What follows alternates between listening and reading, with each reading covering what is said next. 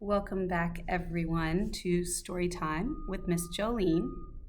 I hope you had a chance to watch the video on the book The Gruffalo, because now we're going to read The Gruffalo's Child.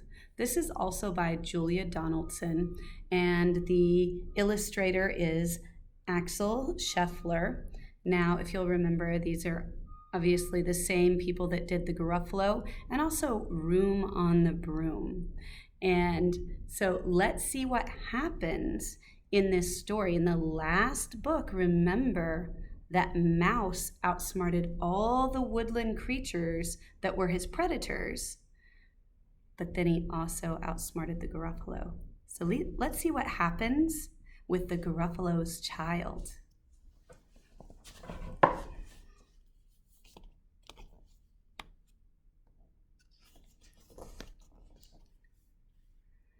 The Gruffalo said that no Gruffalo should ever set foot in the deep, dark wood.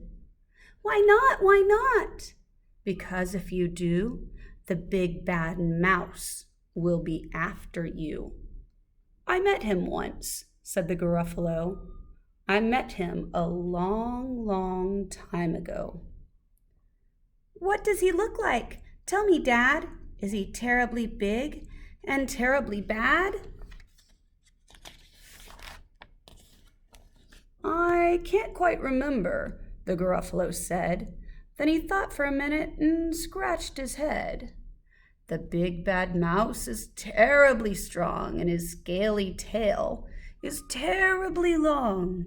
His eyes are like pools of terrible fire, and his terrible whiskers are tougher than wire.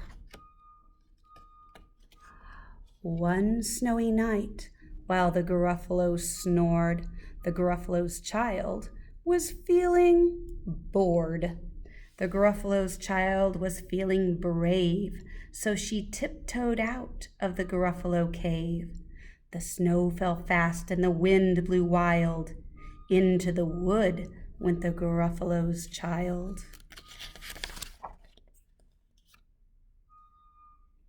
Aha! Oh ho, a trail in the snow. Whose is this trail and where does it go?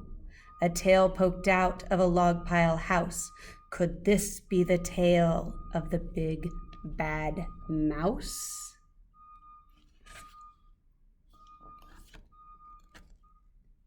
Out slid the creature. His eyes were small, and he didn't have whiskers.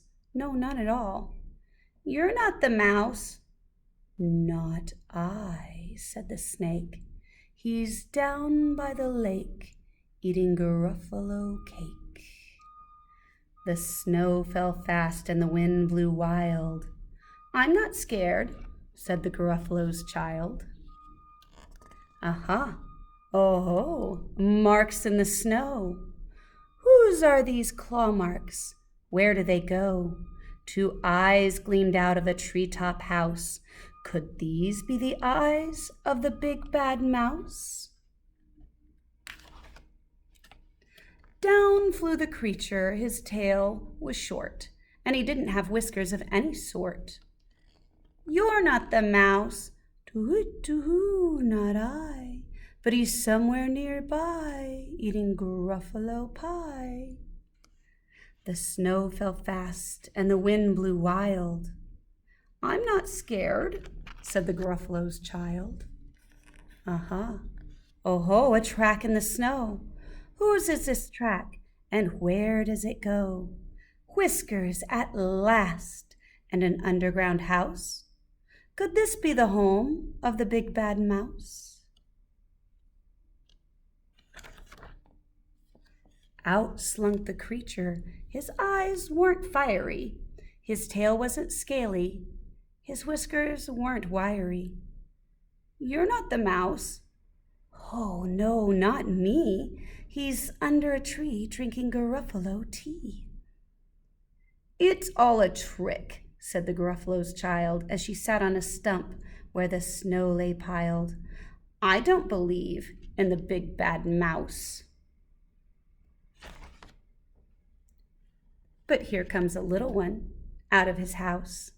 Not big, not bad, but a mouse at least. You'll taste good as a midnight feast. Wait, said the mouse, before you eat. There's friends of mine you ought to meet. If you'll let me hop onto a hazel twig, I'll beckon my friend, so bad and big. The Gruffalo's child unclenched her fist. The big bad mouse? So he does exist. The mouse hopped into the hazel tree. He beckoned and said, just wait and see. Out came the moon. It was bright and round. A terrible shadow fell onto the ground. Who is this creature so big, bad, and strong? His tail and his whiskers are terribly long. His ears are enormous, and over his shoulder he carries a nut the size of a boulder. The big bad mouse! Yelled the Gruffalo's child. The mouse jumped down from the twig and smiled. Aha, oh-ho, prints in the snow. Whose are these footprints? Where do they go? The footprints led to the Gruffalo cave, where the Gruffalo's child was a bit less brave. The Gruffalo's child was a bit less bored. And the Gruffalo snored and snored and snored.